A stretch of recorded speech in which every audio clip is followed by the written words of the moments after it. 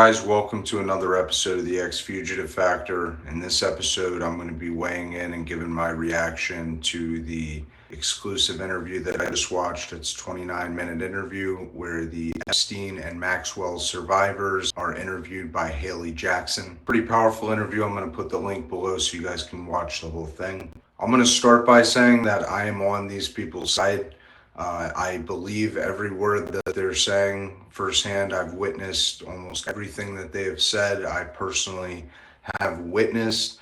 And just in case you guys are wondering like why I'm so passionate about this and why I know so much about this, I have never been a victim of sexual abuse. However, someone very, very close to me was, and the pederast cult that abused that person for many years I knew a lot of the members and had no idea, and they did consider grooming me, but they determined that I was not a good candidate.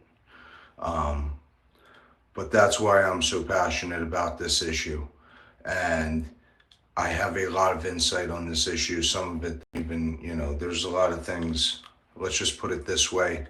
I believe every word these people are saying, and I understand the retribution that they want.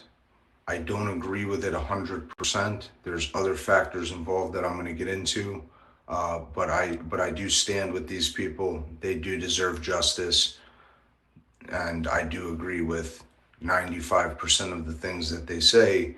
But some of the things that they say, they admit that they don't understand how the system works. So to kind of touch on some of the things that were said by these victims, I believe every word that they say. I don't believe them. And anybody that tries to discredit them, like Maxwell's attorney, who at the very end of the video responds to NBC News with a disgusting letter.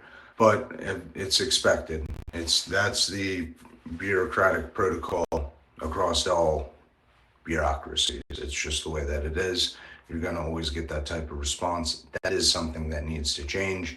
I've had a whole bunch of buffoons in the last couple of years that I've dealt with that were executives or whatnot, and they were buffoons, and they shouldn't be in that position. They are trained for the position. They have to do is just ignore and deflect. So if you can ignore and deflect, then you're good. I don't agree with that, but that is the way the system works. And speaking about how the system works, some of these victims admit that they don't understand how the system works and that the system has failed them, that there's been a gross miscarriage of justice.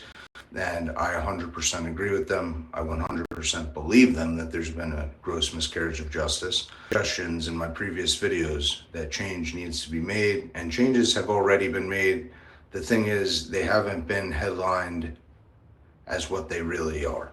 My only critique of what these people are saying and suggesting is that if you were to release they say themselves, there's 100,000 documents related to the Epstein files. 100,000 documents that are in that file. I've been saying that to release the entire file would literally collapse American society, because that file alone, to release every single name, is going to expose people from the most elite people, which everyone's focused on, when that's only a little handful of people, to all the way down the line to your average janitor, wherever. I've received information on judges that are pederasts, not in the state of Florida, but in additional states. The other issue with prosecuting that is how far back it goes. We're talking about files going back 30 years. It's impossible for the American judicial system, or any other country's judicial system for that matter, to prosecute every known perpetrator. I've said this in my other videos. The government knows who each and every one of them are in every category, not just with regards to children, not just with regards to sex crimes. They know everything, okay? If they want to know. They don't have a human looking at everyone's stuff, but if they wanted to, they could narrow it down and literally have the names of every single person. We've been over this. got to watch my other content if you don't understand. Asking to release the files is not solving the problem. Don't think releasing all of the files is wise. Now, changing the law, as I mentioned in my previous video, where we stop this from happening in the future, or we at least curb it significantly, is what needs to be the most desired outcome, in my opinion, for everyone. And I personally understand personal retribution. But personal retribution, it has to go through legal channels, which, as they're complaining, the legal channels have failed them, and they have. But those legal channels need to stay in place because those legal channels have not failed them in other regards, at least not completely. And there's been a massive reversal in the last 6 months that needs to be taken account for with regards to everything. So there's already been a lot of people removed out of positions, and it may not have been headlined, but they've been removed.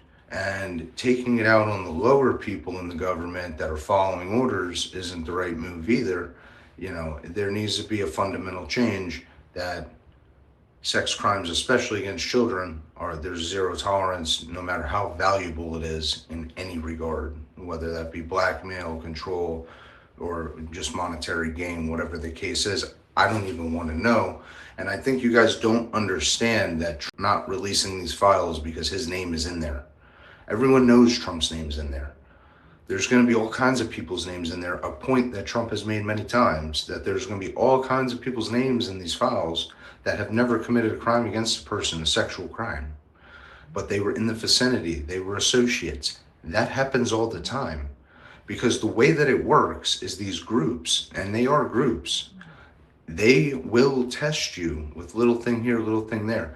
This is coming from a guy that has tried to move up politically in 3 different towns. And in one of those towns, I was the target of a honeypot trap that I saw coming a mile away, did not fall for, but that's not the point. This goes down to the lowest levels, and it trickles down, and it's very layered. It's not wise to release the entire thing. What's wise is to change the laws, as I've suggested in my other videos. Because by doing that, we're stopping it moving forward. We're raising awareness, and more people are going to come forward. These people are actually going to be prosecuted and not given a slap on the wrist, the ones that committed it under the old laws. And everyone's happy. And if you're not happy, then you're not a good person. Period. I mean, it's not hard. One of the main things these people are asking for is just, well, to definitely not be pardoned. And one of the guys brings up that 20 years isn't enough. I completely agree with him. 20 years is not enough for her. And if you are willing to bring that type of evil into a child, she was a predator. She was not just the girlfriend. And her attorney's response, disgusting. Absolutely disgusting. I understand Trump's position, but there's way easier solutions than this. I mean, come on. We knew what the solution was when Epstein was in there.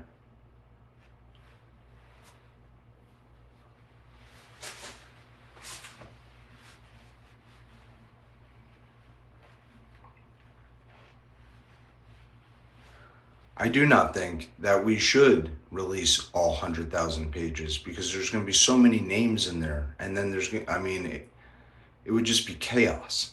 And then you'll have names in there of people that were in the vicinity, and it may even be clear that they're not a perp, but for them not to know, I mean, you're going to get angry at them. Trust me, I know this from personal experience. It's like, are you that stupid not to know? And then if you do know, or if somebody tells you and you still ignore it, that's not good. And that's really bad. And there's millions of people in that situation, myself included, and many people that I know. And it's like, now, did I know about the abuse happening to my family member back then? I didn't know because I didn't want to know. But I probably could have figured it out. Wasn't paying attention. And that's what they count on. But yeah, something that needs to be taken into consideration as another reason why Trump is not releasing all of the files. If Trump were to release all the files, the fact is that it would be cold hard proof that certain forms of government, a whole lot of them, have failed the American people. And it's true. They failed the American people. But we still need them. Because what the American people don't understand, because they're civilians and they're watching the main headlines and that's it, and TikTok and this and that, they don't understand the constant threat that the United States is under from multiple countries. And we could get into how they failed us on that too. But we're still living a free life and we're still wealthier than everyone else in the world. So they haven't completely failed us. But we need the federal government, especially, and the law enforcement intelligence agencies within the federal government to remain intact, to remain in control, but they do need to make adjustments. And I hope that they do. And adjustments isn't going to mean, what some people want it to mean, but it needs to happen. At the end of the day, the Epstein situation is far more complex than just sexual predators operating on their own. It's a geopolitical issue. It's just absolutely disgusting that we even have to have these conversations. And I am truly disgusted. But justice, and it should be the second priority. Change should be the first priority. Change. Change comes before justice. Change weighs more than justice. In my opinion, monumental change will be more satisfying and there will be more closure than individual justice.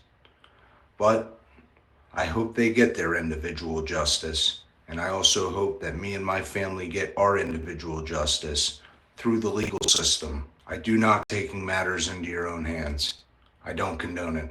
Now, am I saying don't go after the biggest names on the list? No, I'm not saying not go after them. I'm saying going after them shouldn't be number one goal. Because even if you get them, but you don't, yeah, that's the head of the snake. And I agree with killing the head of the snake. I do agree with that. But it's so big.